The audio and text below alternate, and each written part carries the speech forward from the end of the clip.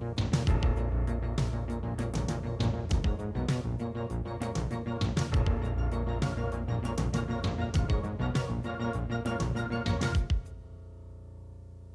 a confined space emergency, getting yourself out or pulling another entrant out without going in are the fastest ways to safely exit in an emergency.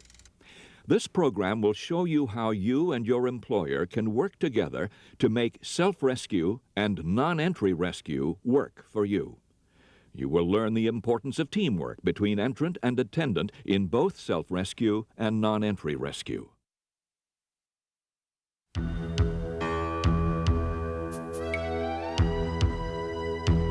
Not long ago, two workers entered a rail car to do some welding and repair work. They did not realize there was a dangerous concentration of flammable gases. In fact, they didn't bother to check. Between them, they had made thousands of welds, working on a variety of jobs. But this job was different. This time, they were working in a confined space. The extra precautions needed to work in confined spaces safely were totally ignored, and it cost them their lives.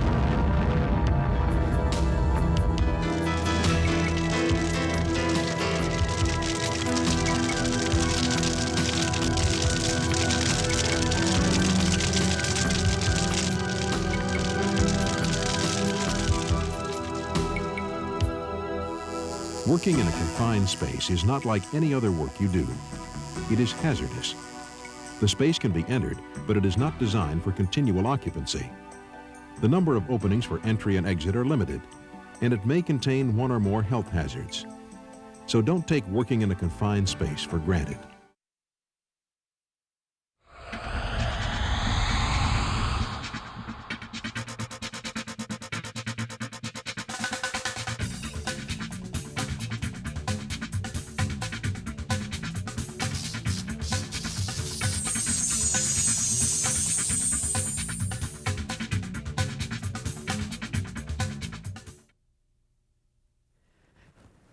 To get some jobs done, sometimes it's necessary to perform confined space entry. Now, I'm not talking about squeezing into a crowded elevator or anything like that.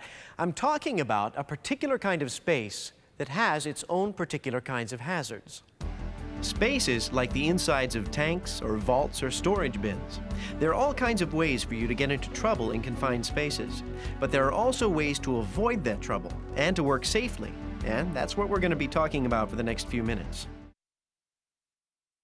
This program will provide information on identifying confined spaces and their hazards, OSHA's Confined Space Entry Permit Program, and the duties of a confined space entry team. Every entry permit system must be tailored to the specific needs of your workplace, but you will still benefit from learning and following OSHA's permit-required confined space entry program.